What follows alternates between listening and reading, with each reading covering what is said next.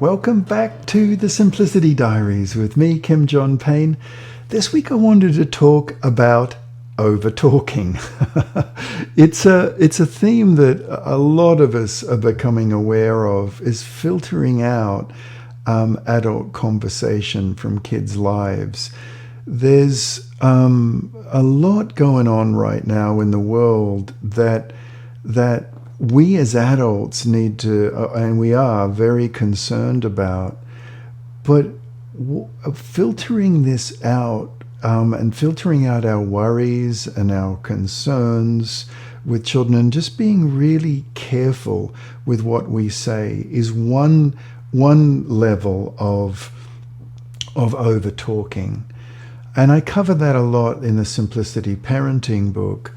But I wanted to focus a little bit more on the over-talking to children when we're going into justifying, when we're over-talking in situations that simply just we don't need to go there.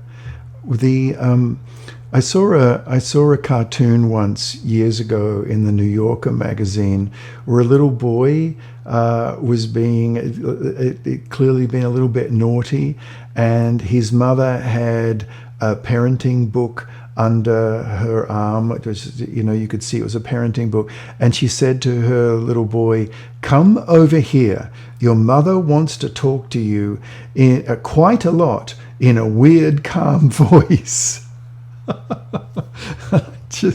I cut that cartoon out. It just cracked me up. I thought, so true.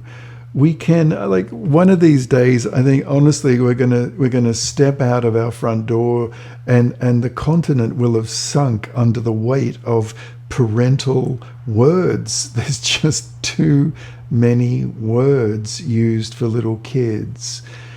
The part of the reason I'm concerned about the too many words is that we lose our adult authoritativeness because we over-talk it, and we leave a child really not sure what it is they're supposed to be doing, where it is we stand. You can almost see it in them. They're not quite sure. Now, if they're not quite sure, that offers them an out point, and they won't do it. They won't move along with the program for the day because we're over talking it, and our anxiety levels are pushing us to over talk it. And then our child just thinks, you know what, like classic Charlie Brown, like wah wah wah wah wah. They are not listening. Point one, they start to close it down because they just can't process that amount of rapidly spoken words. And point two, as I mentioned, is that they not only close us down, but they just keep doing whatever they want because it didn't land. There was just too great a volume of verbiage for them to be able to feel that, yeah, my mom, my dad, my guardian really means that. And so I better do that. I better clean up. I better, come in for dinner now. I better, whatever it is. But we've got to be careful with over-talking because it undermines our authoritativeness, and that then leaves a child feeling unsafe. Again, I talk about this a lot, don't I? Because they don't know who's in charge. They don't know who is providing leadership. You'll notice this with good leaders. Their instructions and directions are very clear. On the sports field, for example, a captain or a coach of a team is not talking 90 to the dozen. They're not talking and talking. They call a timeout, it's pressured, and their instructions are often one thing, we're doing this, they speak about this, and they don't use a lot of words. And the clarity, you're really trying to reduce this down to what is essential that I need to communicate in this moment to our team. The same exact thing is true in parenting. What is essential and what is inessential? what am I trying to communicate to my child right now? And I communicate it. And if they need it, then they need for me to go over it again. Then I'll just repeat the essential. I won't go into this great big thing of why do I have to talk to you 5 times? And I heard a child once say, well, because they don't have to do it the first time.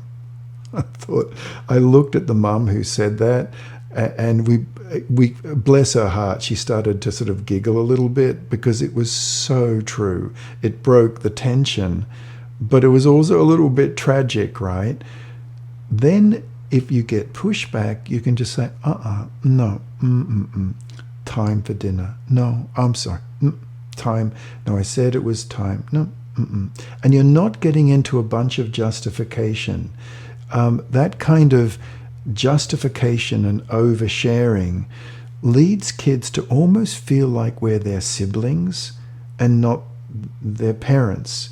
If you listen to kids playing, they talk a lot to each other, backwards and forwards, and there's non sequiturs flying around, and they want to, you almost wonder if they're talking to each other sometimes, but then they all get into it again, and there's a lot of words figuring out what it is they're going to do, right?